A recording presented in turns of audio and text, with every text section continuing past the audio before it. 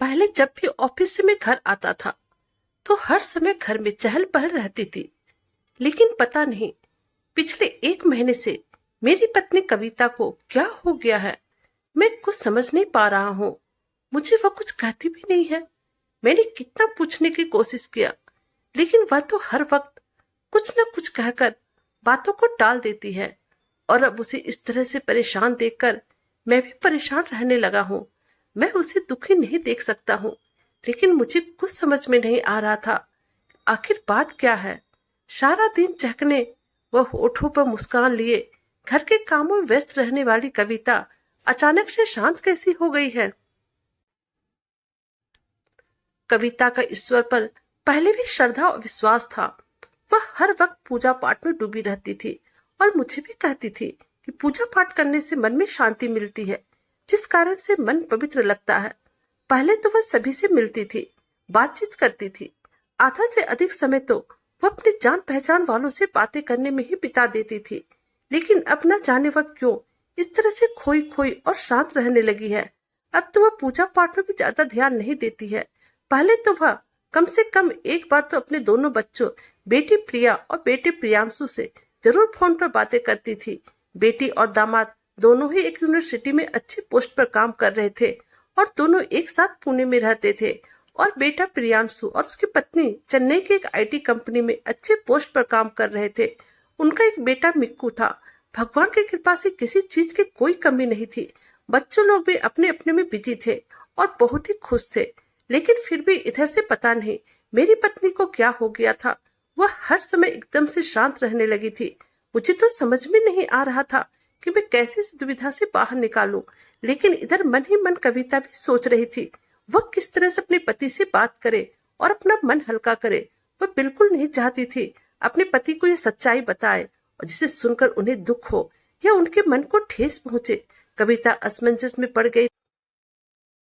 वो अपने पति गोविंद जी से कैसे कहे कि जिन बच्चों पर अपनी जान छिड़कती थी, उसके एक फोन कॉल पर वह सब कुछ छोड़ छाड़ कर उन लोगों के पास दौड़ी चली जाती थी। आज उन्हीं बच्चों को अपने ही माता पिता की उपस्थिति खलने लगी है। उनका प्यार और दुलार को वो सिर दर्द समझते हैं। कविता अक्सर गोविंद जी को अकेला छोड़कर कई दिनों के लिए अपने बेटे या फिर बेटी के पास उनके बच्चों को संभालने के लिए चली जाया करती थी और गोविंद जी भी कभी मना नहीं करते थे। भले ही कविता की अनुपस्थिति में उनका काम बढ़ जाता था, ऑफिस के साथ ही साथ घर का भी काम उसके लिए सर पे आ जाता था। कविता के बेटे बहू बेटी दामाद दोनों वर्किंग थे। उन्हें जब भी कविता की मदद की आवश्यकता पड़ती, बेटा बेटी अपनी अपनी जरूरत के हिसाब से कविता को अपने पास बुला लिया करते थे। पिछले महीने जब गोविंद जी रिटायर हुए थे, पूरा परिवार इकट्ठा हुआ था। बेटा बहू बेटी दामाद और उसके बच्चे सभी आए थे। यह देख कविता और गोविंद जी दोनों हद से अधिक खुश हो गए थे कि आज के जमाना में जहाँ बच्चे अपने माता पिता को बोझ समझते हैं, वहीं उनके बच्चे उनका कितना ख्याल रखते हैं। कविता अपने फ्रेंड को बार बार फोन करके एक ही बात कहती थी, मेरा बच्चा मेरा अभिमान है। मैंने अपने बच्चों को बहुत ही अच्छे संस्कार दिए हैं। वह गोविंद जी से भी अक्सर कहती थी, अभी तो मैं मेरे बच्चे के पास उसकी जरूरत के हिसाब से जाती हूँ, लेकिन आपके रिटायरमेंट के बाद हम दोनों बच्चों के पास चलकर ही रहा करेंगे। लेकिन तब कविता को कहाँ पता था उसके बच्चे उन लोगों के बारे में क्या सोच रहे हैं। गोविंद जी के रिटायरमेंट पार्टी के बाद बेटी दामाद अपने घर जा चुके थे। बेटा बहू जाने की तैयारी में लगे थे। बहू रिया को नारियल के लड्डू बेहद पसंद थे। यही सोचकर जब कविता अपने हाथों से नारियल के लड्डू बनाकर एक टिफिन में लेकर उसके कमरे में पहुंची तो वो दरवाजे में ठिठक गई। रिया अपने पति प्रियांशु से कह रही थी, देखो अब हमें मम्मी जी की जरूरत नहीं है। मिक्कू बड़ा हो गया है, तुम मुझे साथ चलने को मत कहना, क्योंकि अब वो अकेले नहीं, उनके साथ पापा जी भी चलेंगे। पापा जी रिटायर जो हो गए हैं। तुमने देखा ना तुम्हारी बहन ने कैसी बड़ी चालाकी से मम्मी जी को यह कहकर टरका दिया कि मम्मी अब आप यहाँ पापा के साथ रहिए, पापा को आपके साथ की जरूरत है।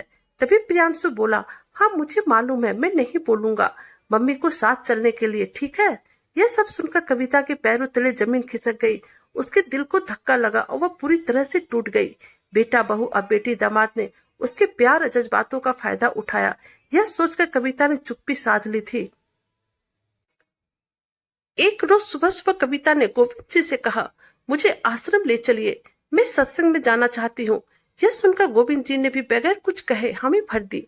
ये जानते हुए कि कविता को आश्रम और सत्संग में कोई खास रुचि नहीं है, दोनों तैयार होकर शहर से दूर स्थित एक आश्रम में सत्संग एवं मन की शांति ढूंढने के लिए निकल पड़े। कविता अपने चित्त को शांत करने के लिए कार में भजन सुनने लगी। गोविंद जी बिना कुछ कहे चुपचाप ड्राइव करते रहे। शहर से काफी दूर हाईवे पर निकल आने के बाद भी कविता चुप ही रही। तभी अचानक कार बंद हो गई। काफी कोशिशों के बावजूद वह स्टार्ट ही नहीं हुई। तब फिर गोविंद जी ने कार सर्विस सेंटर में बात की तो उन्होंने बताया उनका एक ब्रांच हाईवे पर ही कुछ दूर में है, थोड़ी ही देर में मैकेनिक वहां पहुंच जाएंगे, तब तक वो वहां इंतजार करे। हाईवे पर दूर दूर तक कोई नजर नहीं आ रहा था। तभी गोविंद जी ने देखा रोड की दूसरी तरफ घास फूस से बनी एक छोटी सी झोपड़ी दिखाई दे रही है। मैकेनिक के आते तक दोनों वहीं रुकना था, सो दोनों झोपड़ी की ओर बढ़ गए। झोपड़ी पर पहुंचे तो वहां एक बूढ़ी औरत मिली जो स्टोव पे दूध उबाल रही थी।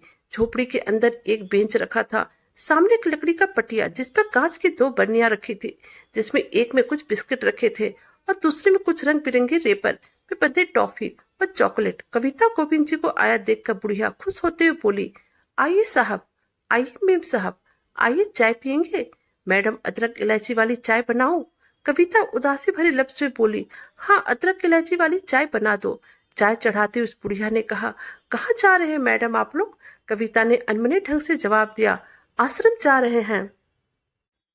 सत्संग के लिए? अच्छा, कहकर वह बुढ़िया थोड़ी देर रुक गई, फिर बोली, मैडम वही आश्रम से कुछ ही दूर पे एक पिकनिक स्पॉट है, वहां पे चले जाइएगा, वह भी बहुत ही अच्छी जगह है।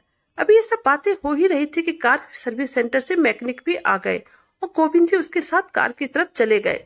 चाय बनाती उस बुढ़िया ने फिर से कहा, मैडम चाय के साथ कुछ बिस्किट भी दे दूं? हाँ बिस्किट दे दो। तब तक गोविंद जी भी आ गए। छोटे छोटे कांच के गिलास में चाय और एक चीनी मिट्टी के प्लेट में 4 बिस्किट देते हुए बुढ़िया बोली, लीजिए आप लोगों के गर्मा गर्म चाय बिस्किट। झोपड़ी में बैठे रहने के दौरान कविता ने यह गौर किया, सारा काम बुढ़िया अकेले कर रही थी। चाय भी बना रही थी, नाश्ता भी बना रही थी और सर्व भी वही कर रही थी। केवल बर्तन उठाने व बांझने धोने के लिए उसने एक लड़का रखा था। इतना सारा काम करने के बावजूद उसके माथे पे जरा सा भी सिकन नहीं है। ऊपर से उसके चेहरे पे आए पसीने की बूंदे उसके चेहरे के संग चमक रही थी। यह देख कविता चाय का घूंट लेते हुए बोली, तुम अपना सारा काम अकेले ही कर रही हो, तुम्हारा कोई और नहीं है क्या? इस पर वो मुस्कुराते हुए बोली, मैडम सड़क के उस तरफ एक बस्ती है जहाँ मेरा पूरा परिवार रहता है। मेरे 4 बच्चे हैं, 2 लड़का 2 लड़की, सबकी शादी हो गई है और उन सबके भी बच्चे हैं। सभी बच्चे मेरी ही गोद में पले बड़े हैं, पर आज किसी को भी मेरी जरूरत नहीं है। पति को गुजरे भी जमाना हो गया है। फिर वह थोड़ी ठंडी सांस भरती हुई बोली, अब मैडम इस दुनिया में अकेले आए हैं और अकेले ही जाना है, तो क्यों किसी के साथ की उम्मीद करना? अब बच्चों को मेरे साथ रहना पसंद नहीं है तो ना सही, मैं क्यों इसका गम मनाऊं और इस बात पर रो। दिन भर यहाँ काम करती हूँ, चाय नाश्ता बेचती हूँ और आराम से रहती हूँ। अकेले है तो क्या कम? उस बुढ़िया की बातें सुनकर कविता सोचने लगी, जब यह अकेले इतनी खुश रह सकती है तो वह क्यों नहीं? उसके साथ तो उसका हमसफर भी है। बुढ़िया की बातों के साथ साथ कविता और गोविंद जी ने चाय पी ली और तब तक कार भी ठीक हो गई। चाय और बिस्किट के पैसे दे जैसे कविता और गोविंद जी कार में बैठे, कविता ने कहा, आश्रम नहीं, आश्रम से आगे जो पिकनिक स्पॉट है वहां पर चलते हैं। ऐसा कहते हुए कविता ने रेडियो पर एफएम का बटन दबा दिया, जिस पर गाना बज रहा था, अकेले हम अकेले तुम, जो हम तुम संग तो फिर क्या कम। उस बूढ़ी औरत से मिलकर कविता के ओठों की मुस्कान लौट आई थी और चेहरे पे पिछले 1 महीने से जो गम के बादल छाए हुए थे वह भी छट गए।